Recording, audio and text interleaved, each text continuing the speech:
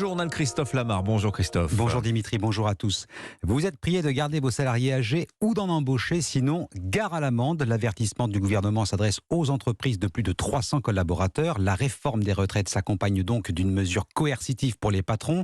La création d'un index senior dont les critères restent à définir. En cas de non-respect, il y aura donc une sanction financière. Sur le papier, ça peut paraître intéressant. Dans les faits, ça n'a pas l'air de convaincre grand monde, Barthélémy Philippe. Oui, tout le monde s'accorde sur le constat. Il y a un problème avec l'emploi des seniors.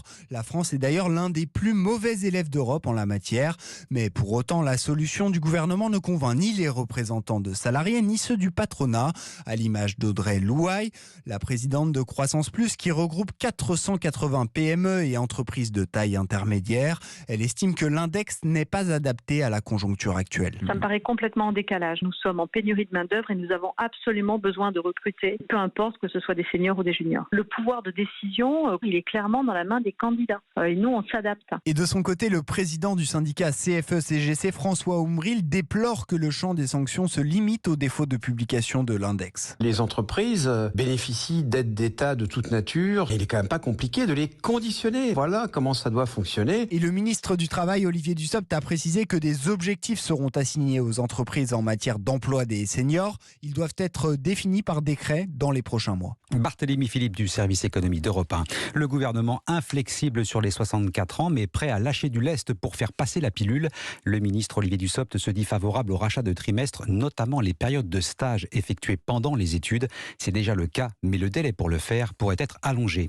Et comme anticipé, cette réforme des retraites prendra la forme d'un projet de loi de financement de la sécurité sociale. Le texte sera soumis aux parlementaires le 6 février. Dans les stations de ski, on ne sait pas s'il y aura de la neige en février. On ne sait pas non plus s'il y aura des remontées mécaniques. Force ouvrière et la CGT déposent 2 préavis de grève reconductibles pour le 31 janvier, jour de manifestation nationale. Les saisonniers s'estiment les grands perdants de cette réforme, comme l'explique Stéphane Cadier. Il travaille à la station de Tignes dans les Alpes.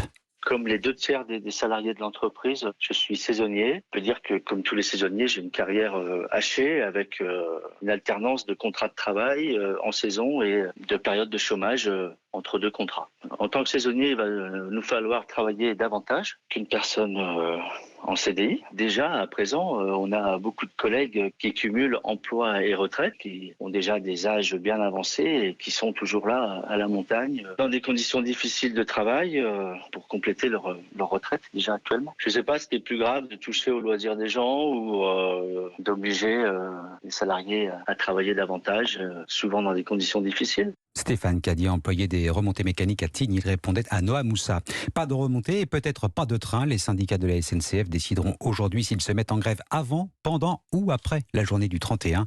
L'hypothèse d'un mouvement reconductible est sur la table. Ce n'est plus tout à fait un dialogue de sourds au Parti socialiste, mais ce n'est pas encore l'heure de la grande réconciliation après l'élection du premier secrétaire. Longue discussion hier entre Olivier Faure, proclamé vainqueur, et son challenger Nicolas Mayer-Rossignol. Réunion de conciliation en présence d'Hélène Geoffroy, candidate battue au premier tour.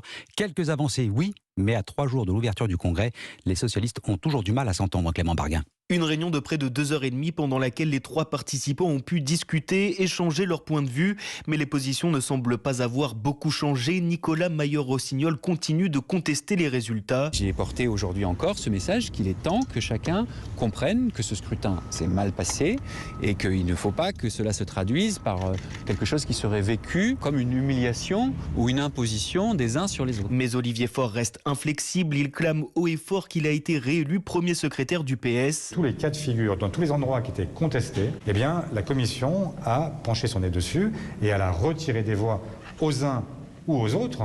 Ce résultat, il est clair, il permet d'avancer. J'espère qu'on se mettra d'accord. Moi, je souhaite que nous puissions diriger ce parti de manière très collégiale. Olivier Faure qui a notamment proposé à Nicolas Mayer-Rossignol d'être tête de liste pour les élections européennes. Le maire de Rouen a décliné. Les 2 hommes doivent se revoir dans la semaine en espérant trouver une sortie de crise d'ici le congrès du PS qui commence vendredi à Marseille. Clément Barguin, on l'a appris ce matin, le retour en France de 15 femmes et 32 enfants détenus dans des camps djihadistes du nord-est de la Syrie.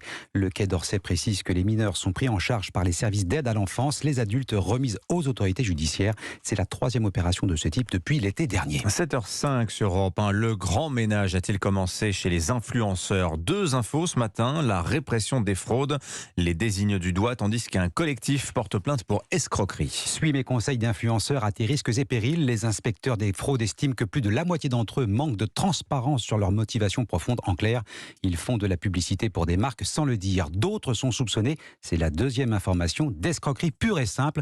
Près d'une centaine de victimes viennent d'engager une action collective en justice. Les plaintes visent essentiellement Marc et Nadé Blata, célèbre couple d'influenceurs installés à Dubaï. Le récit de Clotilde Dumais.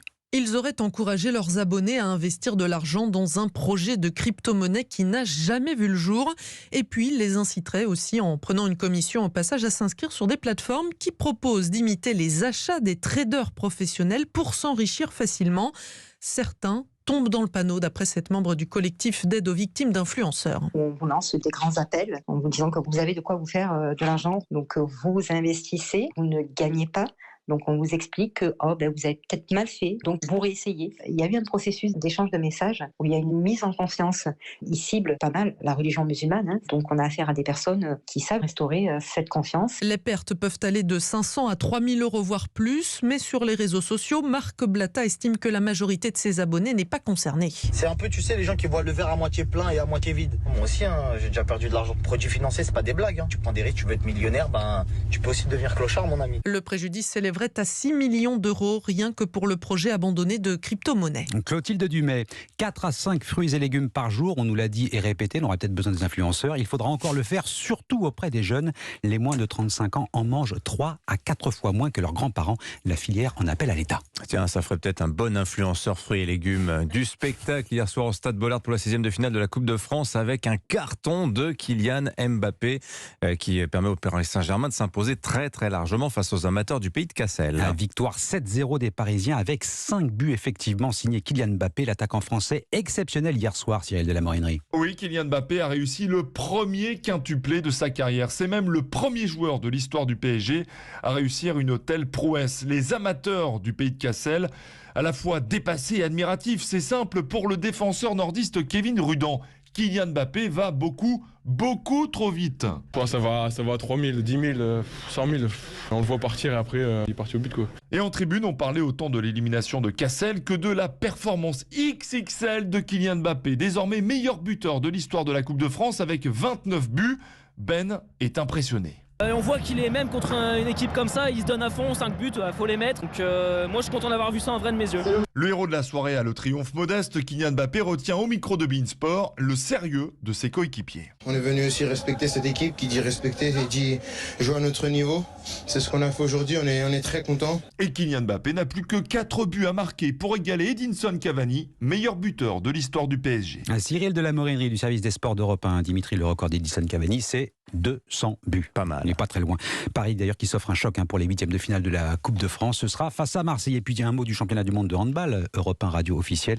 La France défiera l'Allemagne demain soir en quart de finale. Ça commence à être intéressant pour les Bleus au mondial de hand. Europe 1 radio officielle de ces championnats du monde polonais. Merci Christophe Lamar.